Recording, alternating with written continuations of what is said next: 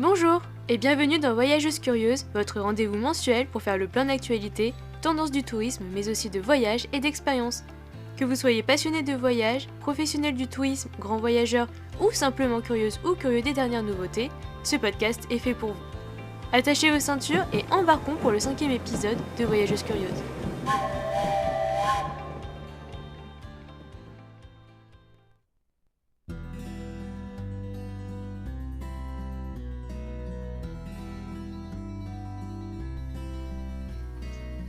C'est décidé. Aujourd'hui, je vous fais quitter le pays. Vous l'aurez deviné, c'est le grand retour du carnet de voyage. Et cette fois, on ne reste pas en France. Allez, sans plus de mystère, je me permets de vous annoncer notre destination pour ce nouvel épisode de Voyageuse Curieuse. Nous partons à Florence, en Italie. Ma che bella città Firenze, comme diraient les Italiens. Pourquoi j'ai choisi cette ville ? Je crois que, aussi loin que mes souvenirs remontent, je n'ai jamais été autant émerveillée par une ville. Je trouve que celle-ci regorge de nombreux trésors, en plus de la langue italienne et de ses délicieuses gelati. Si vous avez l'occasion de voyager pas très loin et pour pas très cher, je vous recommande fortement Florence pour un séjour romantique et sans prise de tête. Je m'apprête maintenant à vous partager des souvenirs de voyage à travers les 5 sens dans cette ville romantique et pleine de mystères. Une journée à Florence, c'est parti!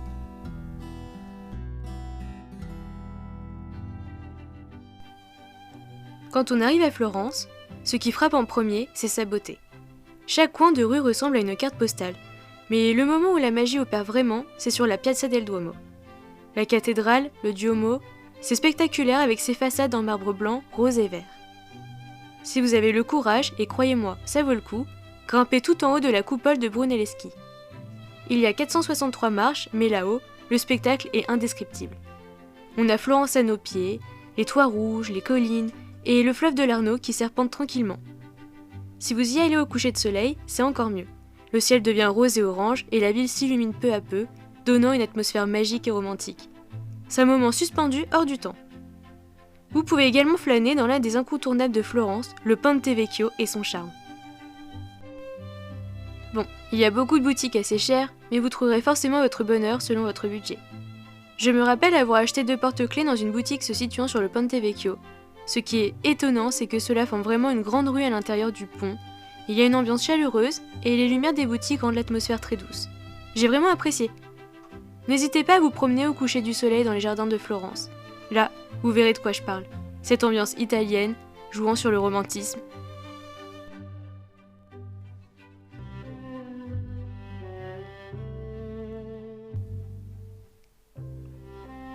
Florence, ce n'est pas seulement une ville qu'on admire, c'est une ville qu'on écoute. Dans les ruelles pavées, il y a ce bruit des pas, des conversations italiennes animées et des rires qui résonnent. On sent la vie partout autour de soi. On ressent de la joie à l'italienne, le partage. Et puis, il y a les musiciens de rue. Sur la Piazza della Signoria, par exemple, on entend souvent un violon ou une guitare qui joue un air classique. Ces mélodies s'envolent, rebondissent sur les façades et ajoutent une touche presque magique au décor. Même dans les églises, le son a quelque chose de spécial. Ce n'est pas le simple silence, mais plutôt un calme, le bruit des pas sur les pavés anciens ou le léger grincement d'une porte. Ce genre de son qui semble porter toute l'histoire du lieu.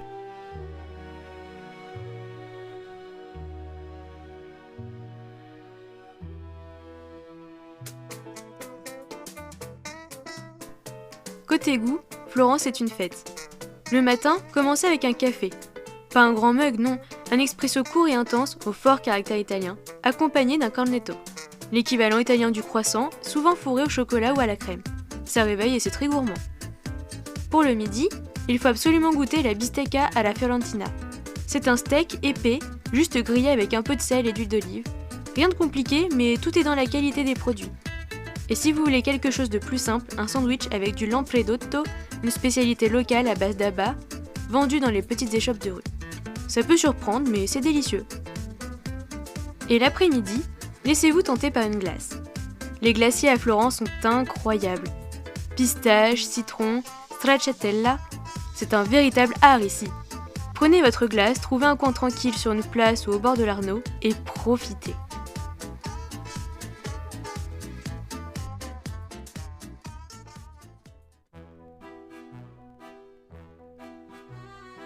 L'odeur de Florence est quelque chose de très particulier. Dans les marchés, comme celui de San Lorenzo, l'air est chargé des parfums d'herbes fraîches, basilic, romarin, sauge et de truffes. Vous passez d'un étal à l'autre et chaque odeur raconte une histoire. Dans les ateliers de cuir, une autre ambiance. Ce parfum si caractéristique du cuir tanné emplit l'air. C'est un mélange de robustesse et de raffinement. Un souvenir olfactif qui reste longtemps. Et puis, il y a les jardins, comme les bobolis. Là, c'est une toute autre palette. L'odeur des cyprès, des roses, de la terre encore humide. On respire profondément et on se sent apaisé, reconnecté à quelque chose de simple et d'essentiel. C'est une ambiance vraiment très romantique, je trouve. Cette ville vous incite vraiment à flâner, à ressentir et à explorer.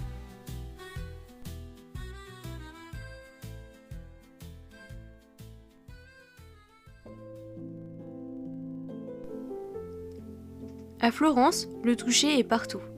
Vous passez la main sur les statues, le marbre lisse et froid qui semble presque vivant, ou sur le bois patiné des bancs dans les églises, usés par des siècles de prières et de visiteurs.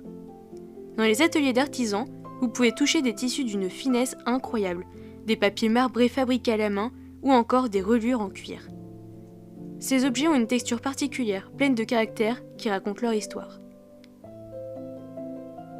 Et sur le Ponte Vecchio, l'atout majeur de Florence, il y a ces cadenas suspendus par des couples du monde entier. Passer les doigts sur ces objets, c'est toucher des promesses, des rêves partagés.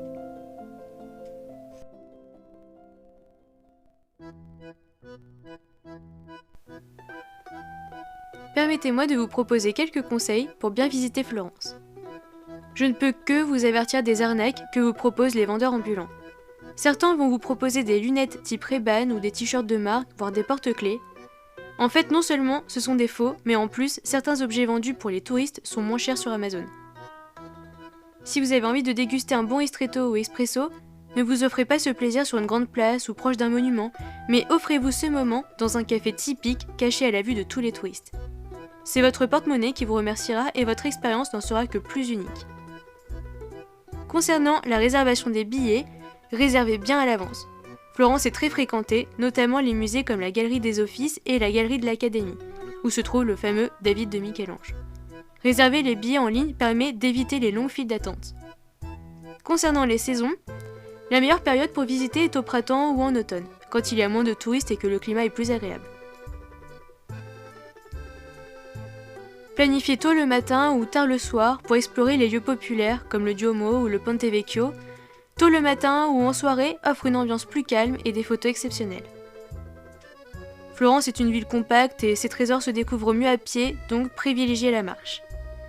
Et vous pouvez explorer les bords de l'Arno ou des zones moins centrales avec les vélos. C'est une excellente option et en plus vous privilégiez le slow tourisme et la façon dont vous visitez de manière beaucoup plus calme. C'était Voyageuse Curieuse. Merci d'avoir écouté mon podcast. J'espère vous avoir fait voyager en quelques minutes. On se retrouve pour un prochain épisode. En attendant, je vous souhaite de belles aventures.